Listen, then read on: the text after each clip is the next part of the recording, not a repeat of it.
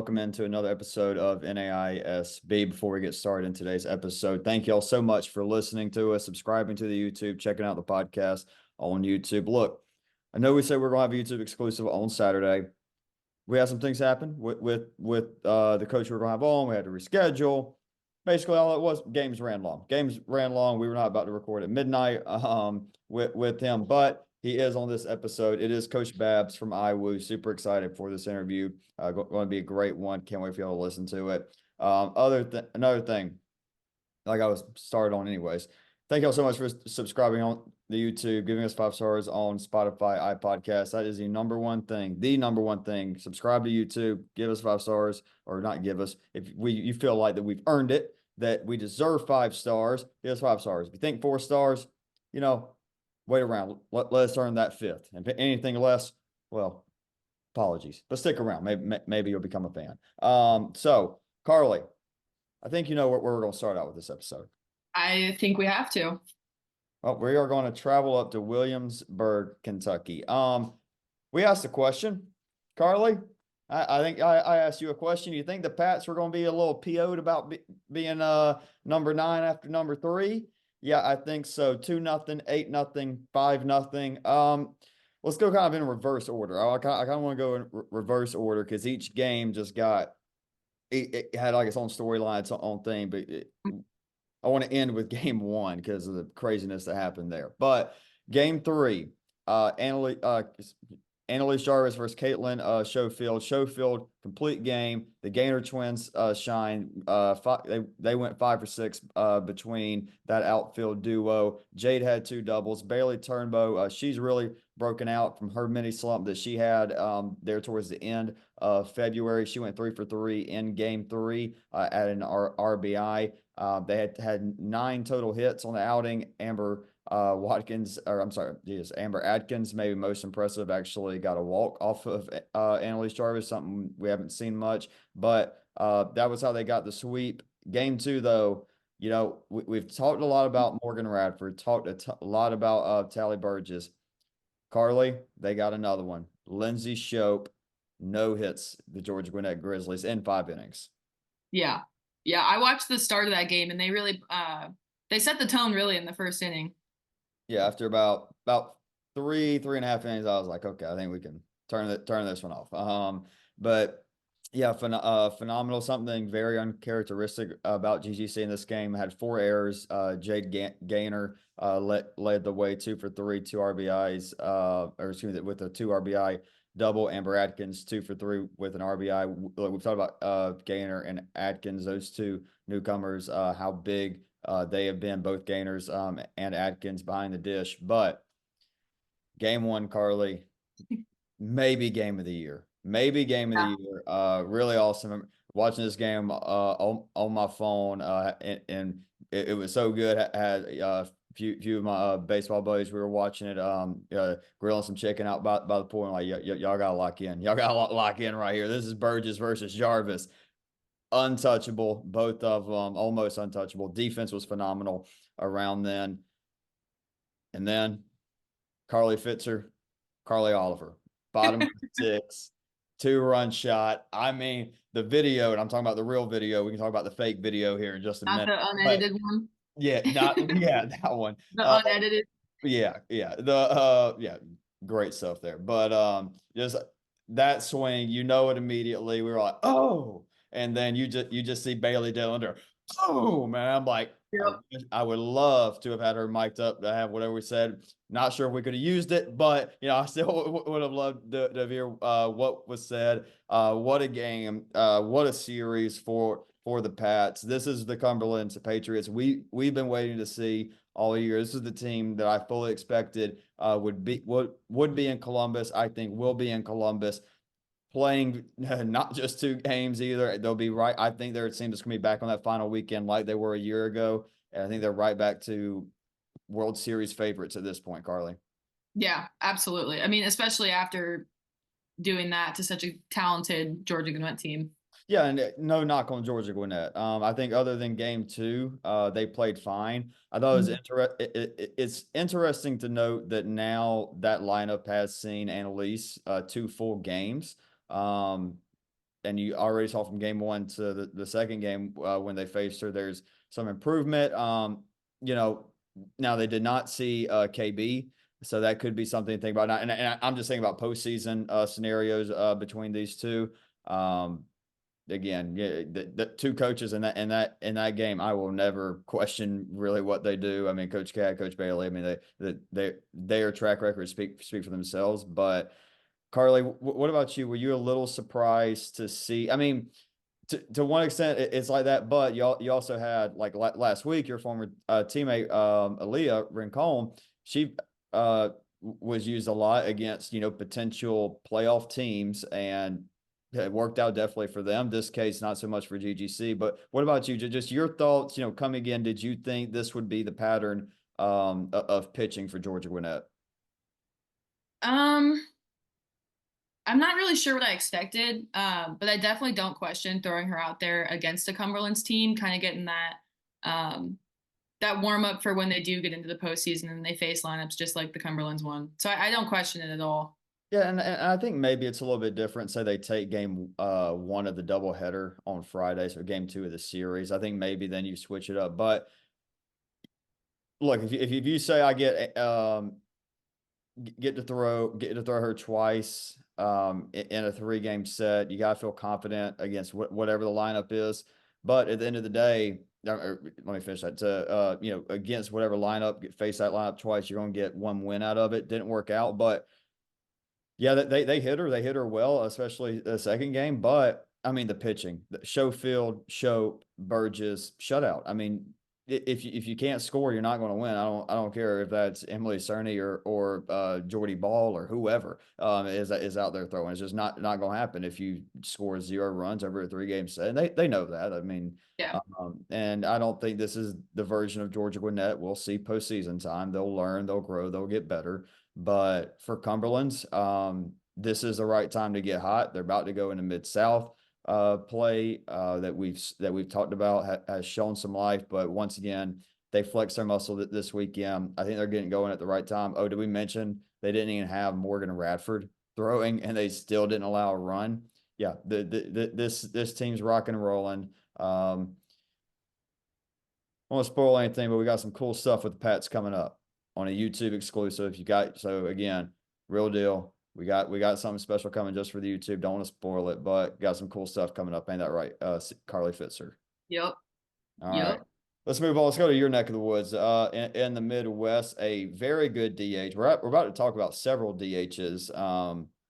Here are these next few bullet points that were split. Carly, Ottawa versus Grandview did not disappoint. A top 25 showdown. Yeah, I mean, I talked about this one in the last episode. It was one I was really looking forward to. Game 1 goes to Grandview 2-0. Jessica Wall Jasper, complete game, 8-0, 13 Ks. Chloe Kotlowski and Alex Lee both had RBI hits. Asha Mercer pitched very well for the Braves, had 6 innings pitched, 3 hits, 2 unearned. Braves committed a couple errors. So that's one of those games where it could have gone either way, but I mean, Kick one hats off softball. to Jessica Wall Jasper. Yeah, I mean, it helps Wall Jasper now 8-0, CG 13 Ks, 2 walks, 2 hits, and just shut down. Look, she's there's a coming in to the heart of America.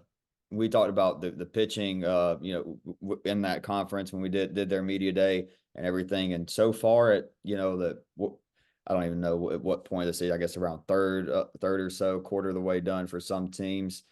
She's the best pitcher in this conference. Absolutely. Yep. Game 2 though, Ottawa got right back with a good top 25 road to win. Yeah. Actually did a little flip here. Grandview was the team with 2 errors this game. Big second inning for Macy Rover. She had a 2 RBI double. Addison Spencer followed her up with a RBI single to score. They were leading the Braves. Sorry. Takia Hill had 7 innings pitched, 3 hits, 2 earned runs. Yeah, this one was all Braves. I'm not sure who pitched for Grandview, but OU got it cooking there in the second game.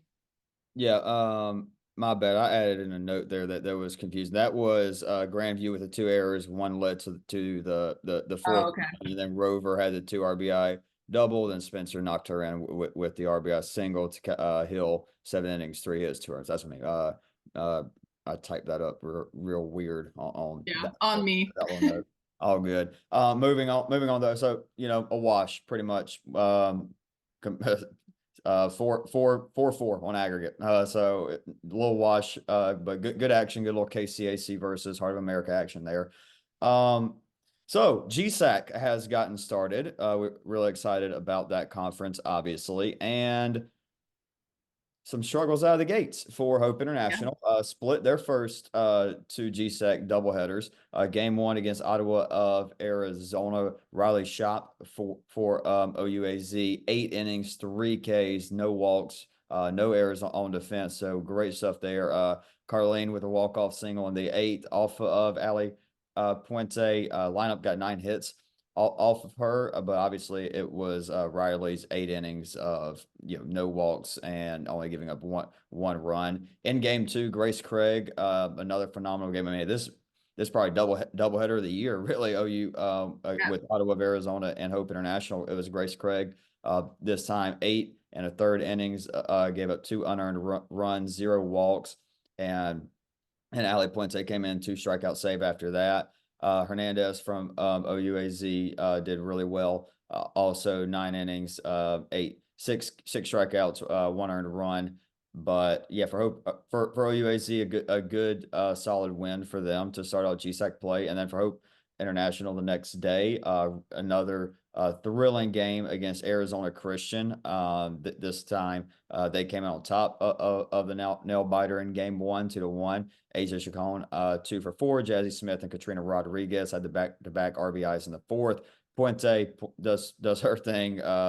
Complete game, 6 hits, 5 Ks. Defense was really good again behind her. We talked about it a few times now. The Royals defense has been top class at the NAIA so far, but game two, Arizona Christian, 6-0. Diana Herrera, a phenomenal day for her. 2 for 2, 3 RBIs, a double, and a stolen base. And she was a part of the trio with Lawson and Smith to combine for the 3-hit shutout. Miranda Hippolyto, 2 for 3, scored 2 runs. Emily Garcia, 2 RBIs. So Hope International stumbling a little bit out of the gates. Arizona Christian, who's got some good wins, but a good bit of losses too.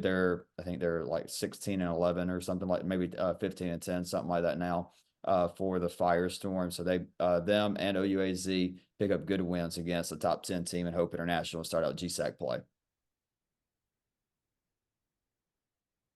Moving on, we got Vanguard.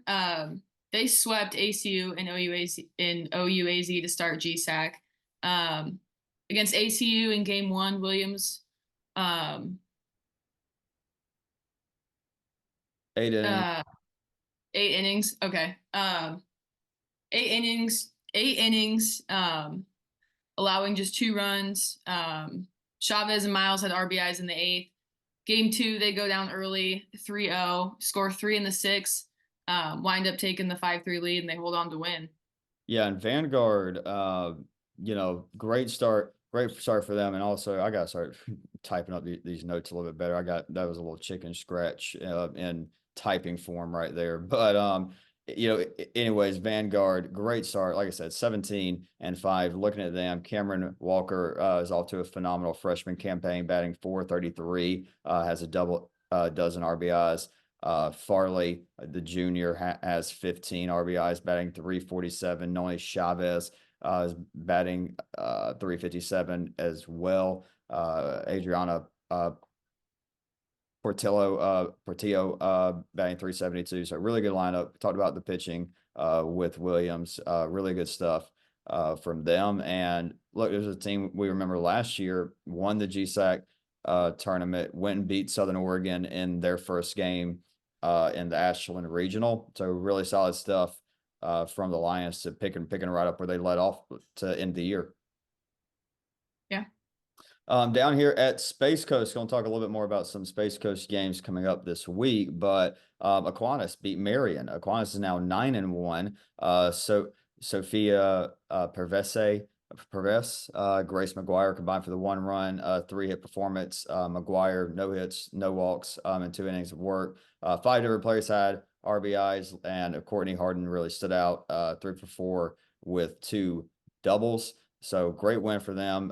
Marion, they're chilling. That was their only loss down here at Space Coast. You play 9 games in a week, you're bound to drop one, but great win for Aquinas. Really excited to see them next week.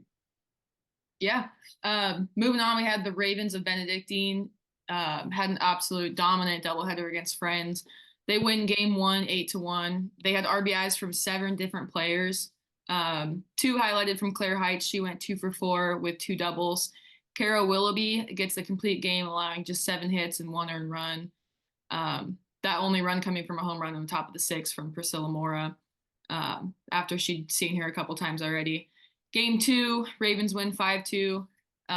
Roll out Bailey Selvage for the game. She gets the complete game, allowing just 8 hits and 2 earned runs. Ravens got the majority of their scoring done in the bottom of the 3rd. Few singles, couple sack hits. And I mentioned her name earlier. Claire Heights continued her good day, going 3 for 3 with a double and a pair of RBIs. So good games against Friends down there for Benedictine. I know you like Friends a little bit. I am. All right. So I guess preseason, we still got a long way to go. I think this team can turn it on, but it is that I think that's going to go down as one of my takes at the end of the year. I'm like, crap. Like it's still on the table for them. Hasn't worked out, but it is what it is. What are you going to do? Yeah, I'm just giving you crap. No, I get it. Well, speaking of team that gave you plenty of crap while you played them, Northwestern, the Red Raiders. They're looking good, getting back on track after a couple losses. I would have loved to see them versus Madonna.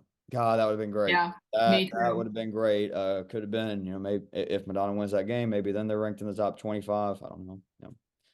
Rank the Crusaders. But anyways, about the Red Raiders, they went 5-2 in their trip down to Arizona. Only losses. I talked about the St. Francis no hitter. Then Valley City State, good win for Valley City State, 4-3. Northwestern did play St. Francis again towards the end of the week, beat them 2-1. Like we said, some rain washed them out against Madonna. Embry Riddle, that would have been another cool game as well. Cameron Etherington continues to have a phenomenal year, batting .500 with a 1.07 ERA in the circle. She's up. I mean, she's going to mess around and be up for Player of the Year in that conference again, maybe even NAIA Player of the Year when it's all said and done. Play 2 more Monday or today, I guess, before beginning a 2-week break. So I won't be talking about the Red Raiders too much for the next couple of weeks. And then it is GPAC time. GPAC time. Yeah, one other team want to add in, talk about real quick. Talked about them last week, but they're continuing to rock and roll a little bit. And Kaiser Seahawks, they 9-1, lost to over since a couple weeks ago, but they're 9-1. Only loss was to Marion. Did not look bad. They kept up. The score against Marion didn't really show that game fully. Look, when Olivia Stunkel is on and she's throwing her changeup the way she was throwing that changeup, you're in trouble. But they were piecing together hits. They hit the ball hard a few times. Genesis Iglesias is going to be a player we're going to talk about for a little while. Go ahead and tell you that she's legit.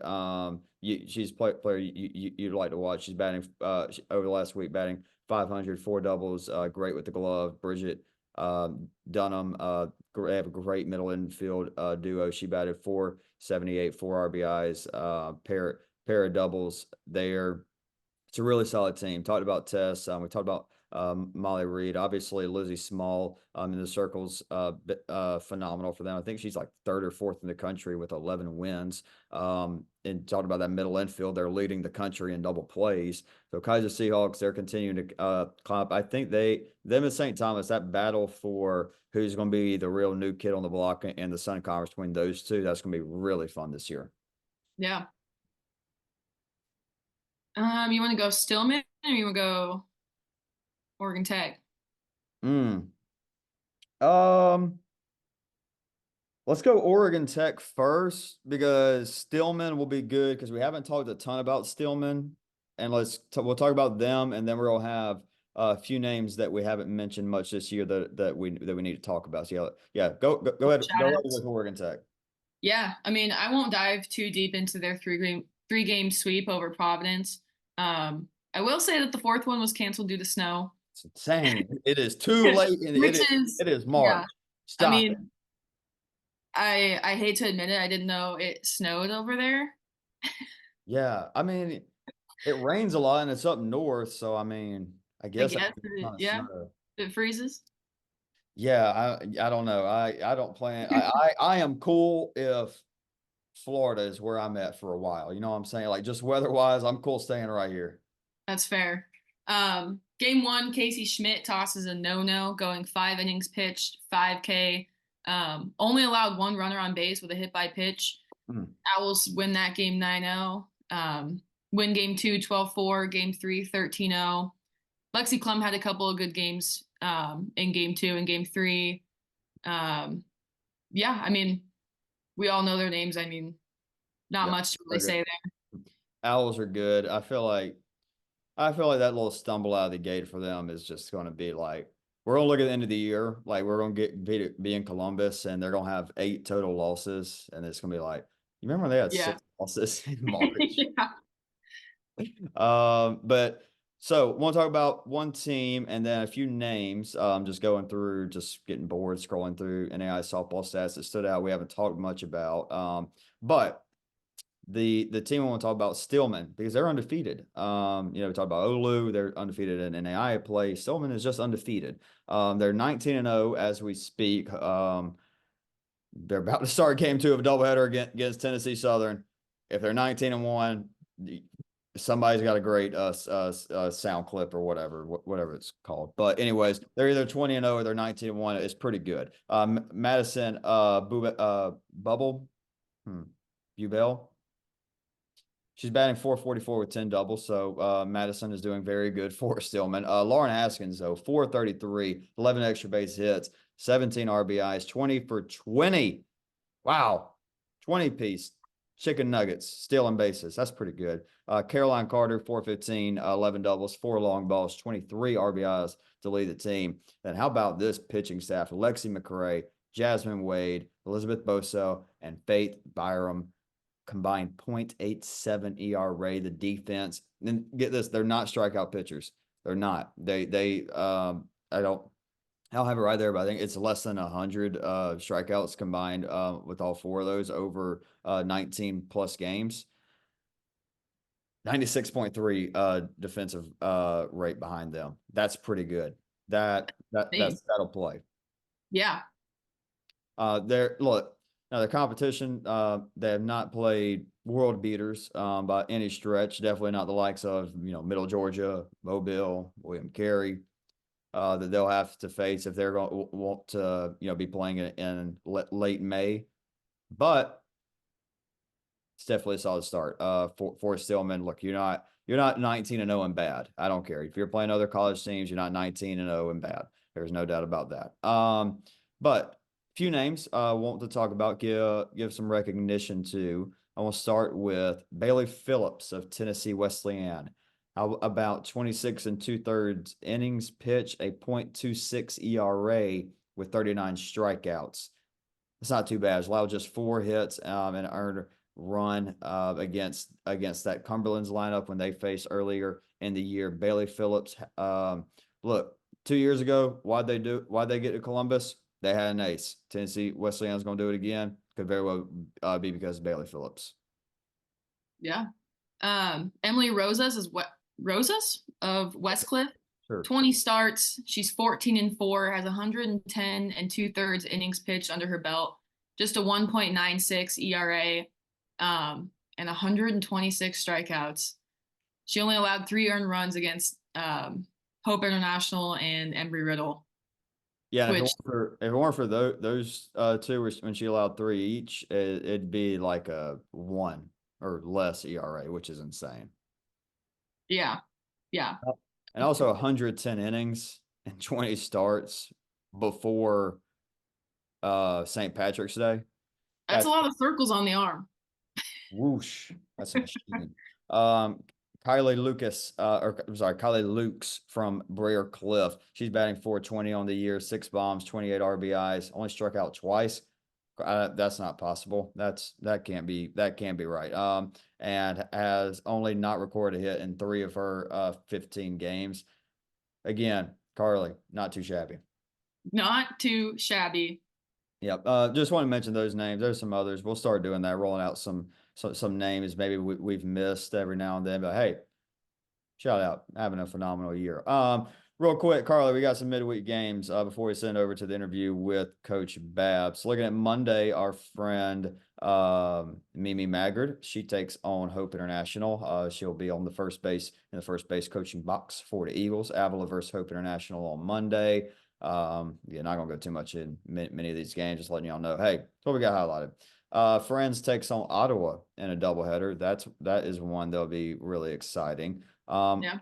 Aquinas versus Montreat. Thought about Aquinas getting that win over Marion. Montreat 9-3. They've got some solid wins as well. Georgia Gwinnett, Middle Georgia, and Lord, I'm glad Mimi sent us pictures of them out in California. I'm glad she's enjoying her time out there because I like today they play Westcliff, tomorrow they got Hope International, and then Tuesday they play Vanguard.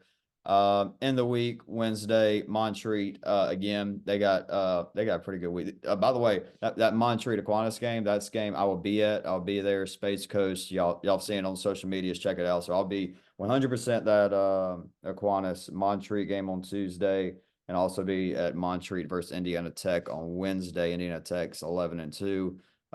They're doing really well. And then kind of wrap it up Wednesday midweek, and then you'll hear back from us by Thursday or Friday, something like that. Central Methodist, Cotty doubleheader. Know about CMU. Cotty's batting 337 as a team. That could be potential. Cotty Comets get a really quality split. Is what they're looking for. CMU, see if they can keep on rolling. Stay hot. Stay hot. All right. You got anything before we send it over to Coach Babs? No. All right. Again, Wednesday.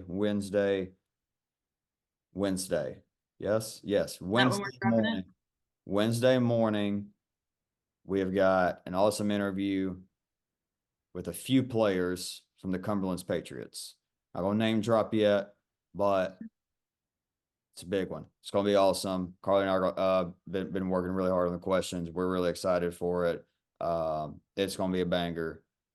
Check it out. But now another great interview right here, right now. Don't have to go anywhere. We're gonna send it over to Coach Babs from Indiana Wesleyan. Okay, we welcome on a very, very special guest. Is Coach Babs from Indiana Wesleyan.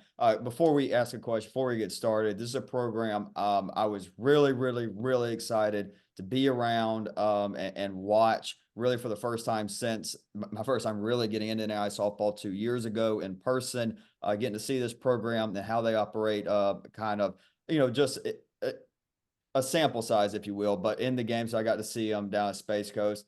Ladies and gentlemen, this is the definition of a first-class coach. This is a first-class program, how they run things. Phenomenal. Can't wait to really dive into it. But without further ado, let me introduce y'all Coach Babs. How we doing, brother?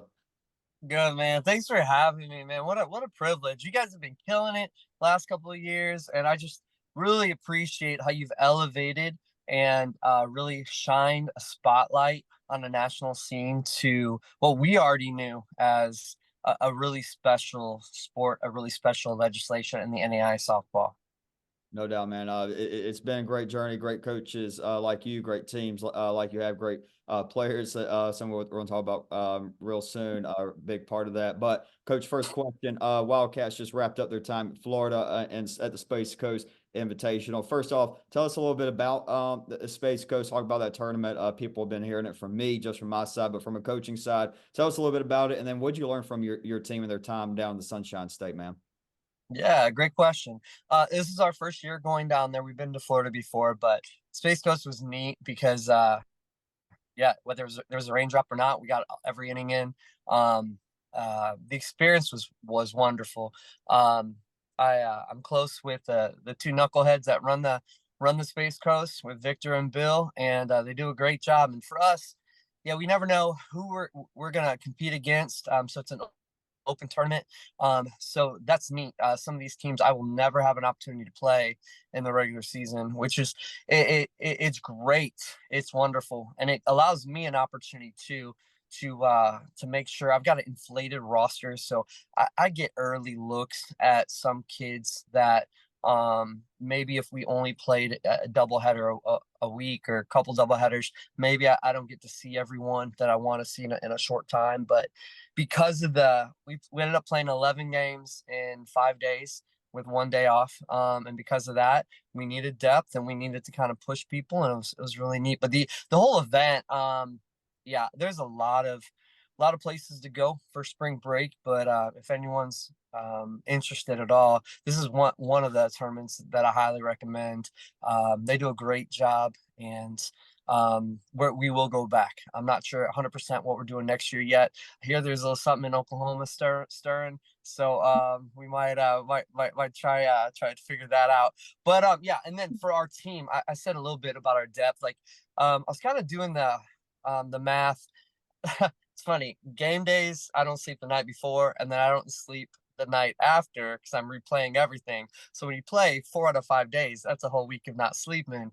But just kind of process, we gave 16 girls just really healthy opportunities, and then another 4 or 5 girls that had a handful of at bats and some really neat butterfly squashing opportunities, which is I was really excited about that. But yeah, really excited where our team's at. We were able to kind of get out of our indoor space, throw the ball around a little bit, sometimes a little bit too much. But it was good. It was good. It was good. Yeah, I'm sure that sunshine felt nice.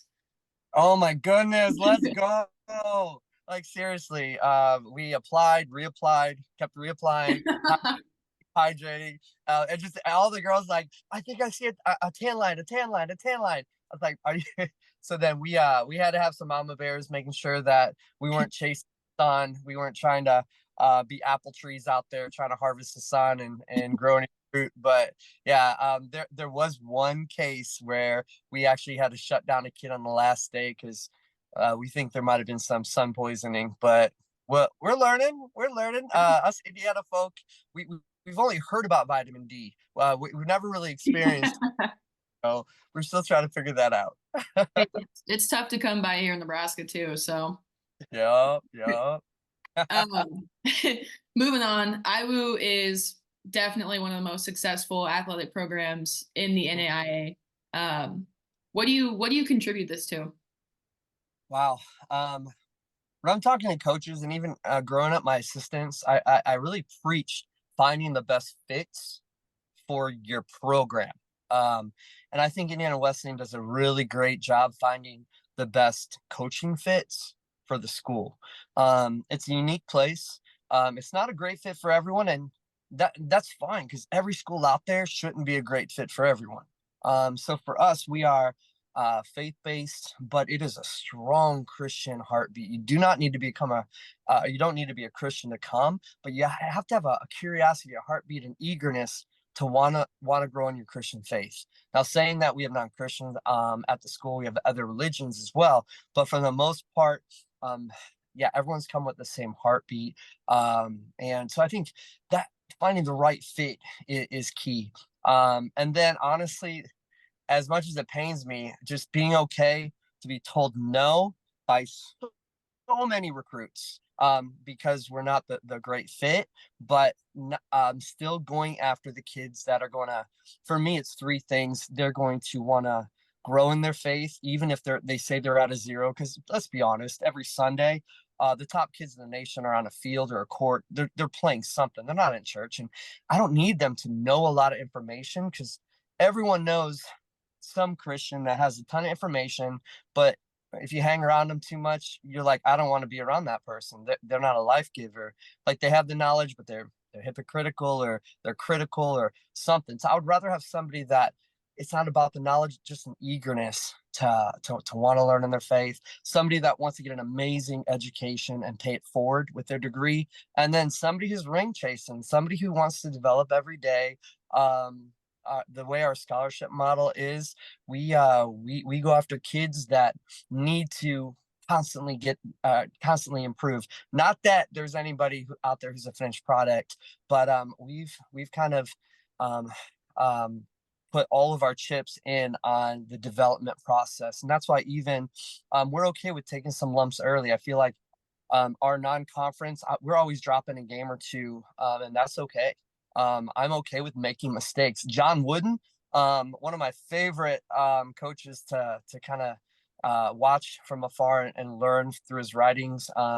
But he said the champions have made the most mistakes. The idea there, the champions have made past tense the mistakes, and they're learning how to correct them. And those teams that play it safe, they're never going to be champions. They're just not pushing themselves enough to make those mistakes. To maybe next time they're this much closer, and then the next time they're this much closer, and then they get it. But yeah, I think getting the right coaches who understand the mission of the school, and then they themselves kind of are under the umbrella of the school. So it's kind of like we're recruiting the same kids around campus for all the sports. They just have different skill sets, but the same kind of heartbeat of wanting to grow in their faith, wanting to get an elite education, and then wanting to ball out whatever sport they're in. That's awesome. Coach, one of the parts of Indiana Wesleyan is it being a Wesleyan school, Christian school, something I really, really enjoyed. And a little bit in our brief talks in Columbus, but more so this week was getting to learn a little bit more about your relationship with the Lord. And look, I get this is an NAIA softball podcast. We don't really go into the religion route too much, but I want to with you if that's something listeners you're not comfortable with, you're not interested in. Maybe just skip forward a few minutes. That's fine. I get it, but something I heavily believe in, something really important in my life. So I just want to talk a little bit with you. Tell us about your journey with Christ and what He's done for you, and what you've seen Him be able to do for others as a coach. Dude, let's go. Okay. Well, I was an 18-year-old knucklehead. My whole life was sports. It kind of it isolated and focused early on in high school. I got some interest from some major league scouts when I was early on in high school. My head got big, my GPA went down. And so with that, I was just hoping to get a cup of coffee, an opportunity right out of high school, and nothing happened. In fact, my grades were poor enough. I turned down every kind of college offer thinking I wasn't college material. Then I got word that there's some scouts that might still be interested if I went to college. They'd follow me. I'm like, I got to go to college now. Come on. So then I went to a JUCO, but it was a JUCO that was in my backyard. That was a national caliber JUCO.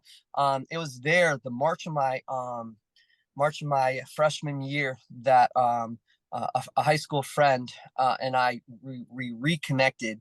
We hadn't talked since I was back in high school, so it was almost a year. And she had become a Christian in that time that we lost touch. And so she invited me to a church. She actually came and picked me up. She wanted me to go that bad. And for the first time ever, like, preacher boy was just talking right to me. Like, we were sitting in the front row. I almost strangled my friend. I was like, what are we doing? Like, everything he was saying was just getting in me. And in that whole process, I met a lot of neat people at that church service. But one person was identified as the youth pastor who I just clicked with. He was a basketball college athlete, and it just connected. And so I had a lot of questions. So on my own, I followed up with that guy later that week, went to his office, and then at 10:54 on March 24th, 1996, I became a Christian. Basically, it was me understanding that up until that point, I was just trying to earn my right to go to heaven by doing good enough and not bad enough. It was almost a scale thing. But every time I went to church during that time, I can still see the picture in my head. I walked in, and huge, biggest cross I've ever seen.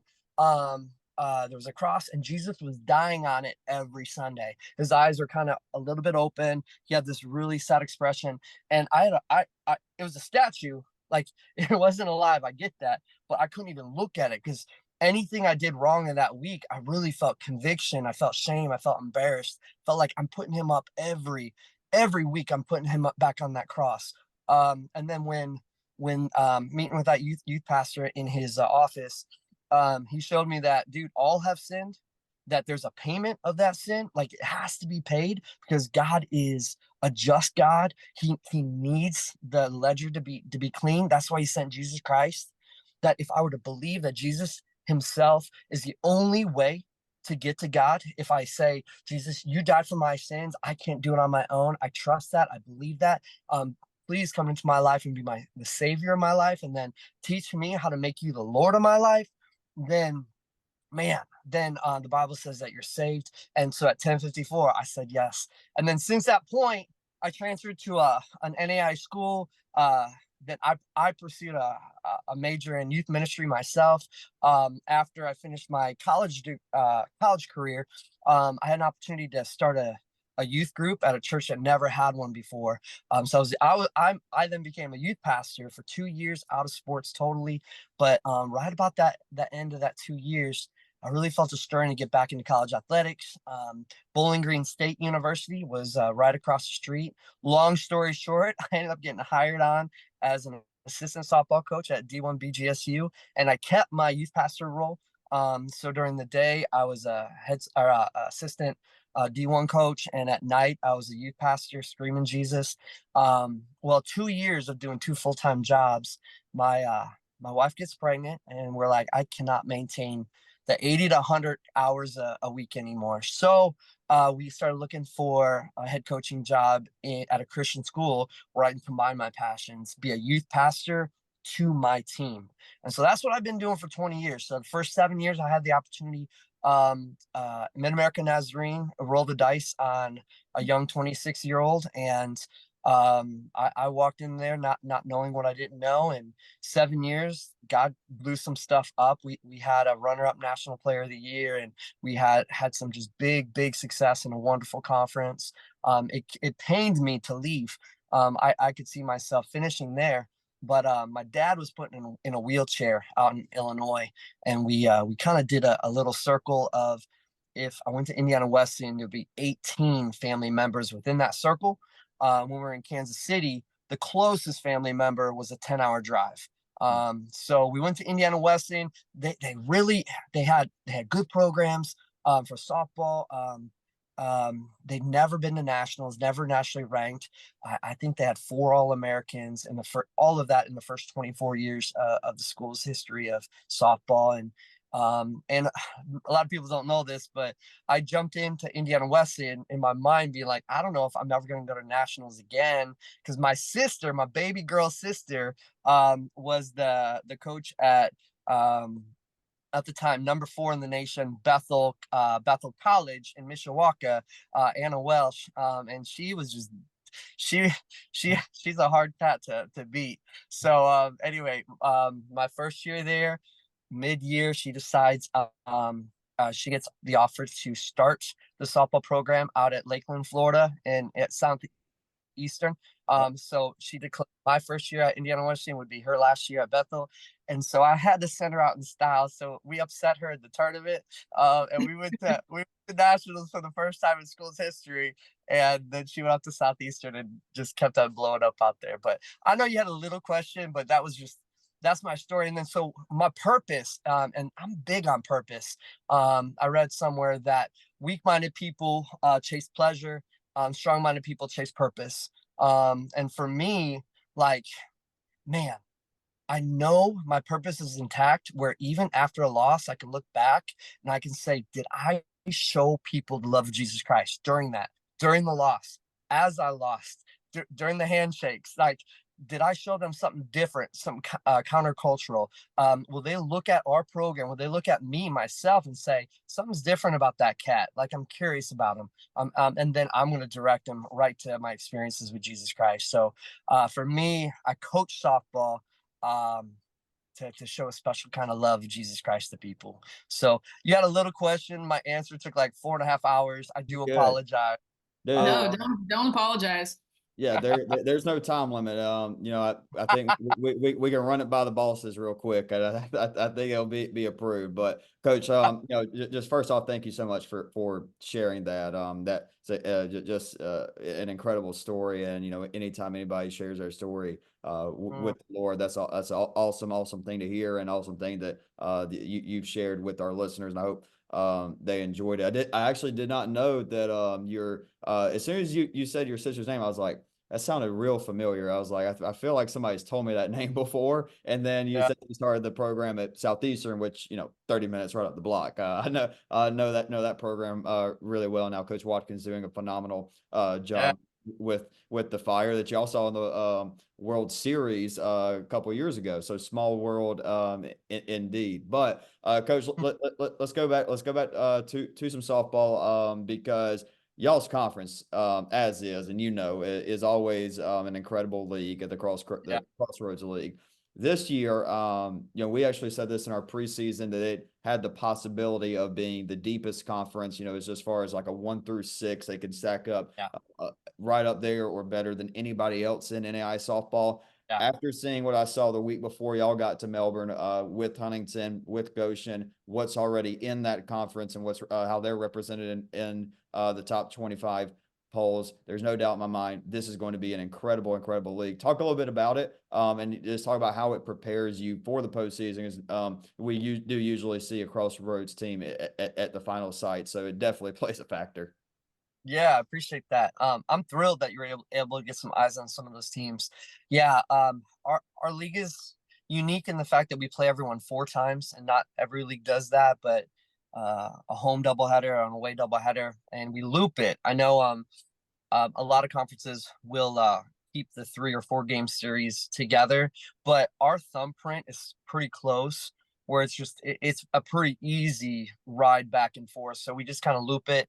And yeah, oh man, there's there's not a day off in our conference. Like literally there are days off, but you can't go into a game thinking, all right, like in your mind, like when will my 3 ever pitch? Like I don't know when my number 3 pitcher will get innings, unless there's an injury, because you're facing everyone. And man, I had an opportunity to see Marion down in Florida, and wow, like I Yeah. just they lose big names, and then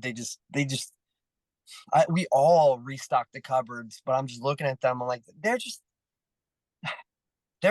special, and they're well coached, and I love Scott, and they're the ones that I think the beacon in our conference. There's been a couple of years that we've been able to take that lead role, and I'll gladly do it again. But honestly, they're a team that they're just so special on all sides of the ball. And then yeah, you and I had talked earlier, but man, um, it's I won't even name the schools because they go deep and deep. And everyone has a kid that can beat a top 5 team in the nation. They have an arm, whether it's Spring Arbor with a 65-mile-per-hour arm that is like the best athlete on the field, or it's Taylor, who's already taken down some big names already this season, or Huntington that's got 2 young arms, and just and so for me, I'm a little worried because I felt pitcher we played defense real well this week, and we just need to find our bats a little bit. So I'm like, that's not good going into a conference that's got some top shelf arms. So with that, I know the preseason stuff, the non-conference games, they're important, but we're all going to trade some losses as we go, and it's just the nature of it. But it will prepare us. What's been really neat for me, and you kind of see in my track record. Let's see, I've been here. This is my 13th year. Take out COVID. 1 year we didn't get our tournament in, so 11. So anyway, I think there was 10 full seasons. I think we won the conference 5 out of the conference tournament 5 out of the 10 years, but we've only gotten won the conference twice. So basically we're able to kind of peak at the right time going into it. And that's why we were able to, as a 4 seed, win an opening round 1 year because of our conference. Even though our ranking at that time, we were in the receiving votes, but our conference prepared us to go undefeated as a 4 seed in an opening round. And then we were blessed to be a 1 seed and go to the World Series. And I think a 2 seed and go to the World Series again. But our conference, yeah, it helps. It really helps. And especially the kids that come in as transfers or come in as freshmen, who it's just a big jump. Once they get halfway through the conference season, then I really know what's coming out of our freshmen and our transfers. But does that all make sense? Does that resonate? No, absolutely. Absolutely. Yeah. Awesome. Coach, you've been in the game now 20 plus years. You've been at IWU about 13 seasons. Tell me about some of your most memorable Crossroads games you've gotten to experience there. Let's go. Shoot. No, my first thought goes to I was able to baptize a Marion shortstop and stuff like that, just random stuff. Yeah. I know you question was specifically softball, so let's go. There was one crazy game against Spring Arbor. We were gonna get spread mercy rule. We're down 8 going into the 5th. I scored 1 to make it 7, but it was still kind of looming, what is happening? Spring Arbor blitzed us at their house. It was crazy. Long story short, we tied it up in the 7th, and then we ended up winning in extra innings. Another one was it feels like our Marion IWU games are always epic, where they're just special. Years ago, there was she was a 4-time first team All-American pitcher, Brina Smith, for Marion, and I think we only beat her twice in her whole career. And if she watches this, she'll correct me if it was only once. But once it was a right pinch hit, a right pinch run, and then the right steal moment, and then a trick play steal third moment, and then the right pinch hit, ball spinning way off the plate, butt out, back cast, clip the barrel, base middle. Pitchers hate that stuff. Hitting coaches freaking love it, the 2-strike approach. And then that was the winning run. It was epic. We've had some pretty amazing walk-offs as well. We had 4 consecutive years where we had a different player hit 20 or more home runs. And it just seems like often they went cold when we didn't need them, and then all of a sudden just a crazy seventh inning home run after they went 0 for 3 earlier in the game just kind of opened it up. One was Pacey Carson, who I just wasn't nice that year. She's 6'1". She ended up playing in Taiwan. Pure septum. There's this beast of a player. So I let her off, which wasn't kind. I wasn't being kind to people. I'm sorry, anyone who played us that year. Just not you're looking for a slapper to walk up and you're like, this girl 20 home runs? Coach, what am I doing? I'm supposed to throw one right over the middle plate the plate to get my butterflies out. So that year she led off the game with seven leadoff home runs in her first at bat to lead off the game that year. But there's just so many memories. But honestly, the best part of the Crossroads, and I'm not even kidding, after every game, both teams will come up around the circle and we'll hold hands and we pray. And whoever's home team kind of takes the reins, and we're just thanking God for safety, thanking him and it helps us remember that it is only a game at the end of it, that one day the seniors will leave their cleats on home plate, and they're going to go off and be amazing accountants and criminal justice and teachers and nurses and whatever else. But while we have this opportunity, let's just thank God for the gifts that he's given us. So that's been epic. Sorry. Yeah, I've got No, you're good. I love to hear that. That's the point of the podcast. Go. We ain't got the next hour. This ain't a radio. The next hour is coming up. Go. But no, it was awesome. And prayer circle, something obviously a lot of people know about, been a part of them. I got to be part of one in at the Weber game, and everybody knows a couple episodes ago I came out. I was fired up. About Weber. He got Buck Guys 500, and then take down a really good team. And then exactly like you said, Coach, it just kind of put things in perspective. Hey, here's some cool softball moments today. They were awesome, but you know, it's just a game. It's just a game. Put things in perspective, but it was still like, this is awesome. This is awesome. But yeah, yeah. I love it. Well, it's been fun because out of all the great wins and all that, I've definitely I've been on the part of a lot of celebrations for other teams. Just yeah, it's like, oh, yep, you get to go. You get to go to the World Series now. Glad we can help. Or yeah, that's your 500th win. I love Todd. I love that we're 501 and I'm not in the books at 500, but yeah, I want to wish him a quick 502 so we can be out of the headline. But no, it's just like what I tell my assistants, like we don't always chase rankings. Don't do that. Like play teams that at the end of the game you want to bear hug the coach because of mutual respect. And that's, I don't know if you saw it, but I bear hugged him at the Yeah. home plate when changing lineups. I bear hugged him afterwards. I knew him at IU Southeast, and then just rooted him on as he went through the coaching ranks, and then he went back to the NAIA at Weber, and I was like, all right, here we go. So I don't know. I love the relationships. I love everything that softball gives to us. I know sometimes we get in the habit of wanting stuff from softball.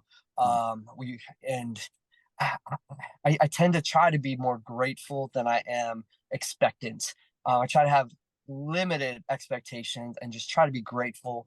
And going to the Space Coast, being able to just see coaches, meet coaches I've never seen before or I've only heard of, and then just yeah, like I said, give bear hugs to the knuckleheads who like to beat me, the Todd Buckinghams of the world. Well, hey, speaking of the prayer circle, I got the opportunity to be a part of yours. 2022, y'all Right. beat us, opening round. I even got a slice of celebratory ice cream cake. Let's go. Thank you for that. I still think about it. But y'all had this really cool little like tradition or like pregame routine. Girls went in the bus, they got it shaken, they were loud. I've been thinking about it forever now. Can you tell me a little bit about like where that started or what you guys got it from? Yeah, well, it was 100% the girls. I give them freedom in a lot of ways. I want each team to be unique. So even when I'm talking to the seniors and sitting them down, I want them to dream about what the season can do. So of that, one of the traditions is rocking the bus. So basically, we have the seniors. I will get up on the bus. I'm normally the bus driver, so I park it and I talk just very brief about our circumstance, like what are the field, what's the team. I've learned with girls, man, they need to feel good to play good. Guys, often we need to play good to feel good. So a little bit different. So there's only a couple girls each year that I feel like I can give a healthy amount of information, but for the most, they just want some parameters of okay, we got a lot of slappers. We're gonna defend small ball, and then here's the lineup and whatever. Check out the field, and then I peace out. Then the seniors have an opportunity. I always want to put like a little nanny cam up there and just or keep my phone on and just kind of listen to see what they're saying.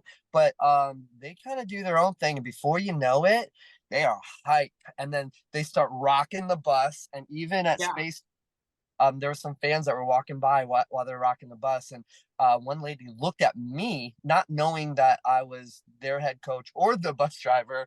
I'm like, "Oh, that's somebody get help!" And I had to calm her down and assure her that everyone is safe, that bus is not there. There isn't tremors happening isolated in one MCI bus, but man, they come off the bus just on fire. Which as soon as it's probably been about 4 years. It started when it was one year we played extremely well at everyone else's house and could not defend our own home. So what I ended up doing is I brought our school bus to our parking lot, and so we loaded up the bus and we did a pregame and we got off our own bus to take our home dugout. instead of everyone coming out from classes in their cars and stuff. So it started with that, and then the bus rocking. And about that same time, the seniors dreamt about prayer cards. So now going into pretty much every game, they will divvy up the roster of the other team, the coaching staff, and they'll just write a handwritten prayer card that they get to hand to the other team, which is, again, just kind of reinforces the purpose. Like, we're going to play our best and we hope to win. And if you win, you know what? Hopefully you deserved it. But more than a game, just like you remember you're part of the celebration circle and the prayer circle. And like, I want that to be how you remember us, not the score, and not well, or the bus shaking, and then leading up to more of who we are, more than what we do. Like I preach that. Like, I want my girls their experience at Indiana Wesleyan to be less of a transactional one where they get a degree, so now they can get an adult job so they can buy cute things. I want it less transactional, more transformational. And I want the who they are to be somebody who just, man, amazes people. And if I can help in the 4 years that they're here, like, that's what I'm called to do. Awesome. Well, I love Coach, you're just kind of going off of that, and this has been incredible. I mean, this has been I think one of the better interviews. We've always had great interviews. Don't get me wrong, but this has been a phenomenal one. I cannot wait to just get it out. Just get it out. I can't wait to hit schedule on YouTube. One more time, everybody, if you are listening, hit subscribe to our YouTube. Give us 5 stars on iPodcast, Spotify. Biggest thing y'all can do to help. Really appreciate that. Last question for you, Coach. Kind of building off that last one. You talk about each team has their own thing, their own unique identity. Tell us a little bit about this team. What makes them unique and special? And what are some names that are real leaders for you, and what represent being a Wildcat? Yeah, that's really wild. That's really great. Okay. Some big names you may or may not see on the stat lines that are just our heartbeats. Becca Wyatt, 5'0" nothing, 100 nothing, but the heartbeat, the most empathetic person you'll ever meet. She's a walking muscle. You allow her to flex and you're like, okay, bodybuilder. But she's a Pomeranian. Like, her personality is a Pomeranian. Where she, yeah. Well, was she the one on the fence? She was the one on the fence. She was the one on the fence. Yep, go. And so, see, y'all, she jumped up. I can't remember who was in left field, made an incredible play. She jumps up. So, like, Headspace Coach, it's like the the material that you like growl. She jumps up and she's on that thing like a caged animal. And I'm like, that's the energy we need. That's it. Well, and she's a starter, and what makes that story amazing too, that was the girl that went in for her. Right. And the girl that just, like, she's celebrating her replacement. She's celebrating the girl that in some programs and even in my heart, I want to be out there more than anything else, like as a baseball player. But honestly, if somebody went in there for me, I would kind of low key, before I became a Christian, before I understood what was up, I'd low key be like, well, he can maybe roll his ankle so I can go back out there. Like, nothing like heart murmur where he's like medical, like nothing. Just yeah, maybe strikes out a couple times looking and I can go back in. But no, she's just all about the success of others. Like, she's the first one that comes to my mind. Like, when it comes to it, like, man, we've got some girls that are just, we've been able to really identify strengths and capitalize on strengths instead of worry so much about everyone's weaknesses. So we've got some elite base runners. I'm hoping, like, last year we had a girl set our season, or I'm sorry, our career record. Year before, she had 60, that set the single season record. And so I've got, I think, 2 kids that can maybe beat that 60 mark. They just we just need to get them on base. So anyway, some elite girls there. We've got this girl that she has 3 home runs already, and each home run has been, like, we're in Space Coast, so we saw a launch while we were there. And I was hoping that, Reagan, you'd see another launch from this girl's bat, because you wouldn't stop talking about it if you would have seen one of her home runs she's already hit. But yeah, we just got to get her going. Like, big girl, her genes have really helped her. A broad shoulders, just really loud bat. Her transfer catcher, Briley Bilger. Hopefully you'll see her name, hear her name a lot. Yeah, you tell me about it. I don't know what it's been. I've been a curse. The only home run that I've seen in 2 weeks was the inside the park home run that y'all hit. That's the only four bagger I've seen. I love it. I love it. Well, we ended up hitting just one more, but you're right. We didn't give up any, and we only hit two if you count the inside the park. Right. Man, but then yeah, there's some staples on our team. Like I think my second baseman is defensively the best second baseman in the nation. I'd put her up against anyone. Making diving up the middle, glove flip, double play kind of stuff, and just making these just outrageous plays. She played on a summer team where the culture for softball is you wear your visor of where you're committed, and so there's a picture of her winning this elite Florida tournament where every visor was Division I except for that Indiana Wesleyan one. I'm like, that's my girl. And then we've got returning pitcher who's multiple NAIA All-American on the mound, like Alyssa Wagner. We've got a pitcher in Emma Ettercox who she's got electric stuff. We need to hone her in a little bit, but we got all the pieces. I feel like right now there's a term called mosaic where you have all these random pieces that when you put them together in the right way, that's not even better. When you put them together, then they kind of form a picture, but they are completely different.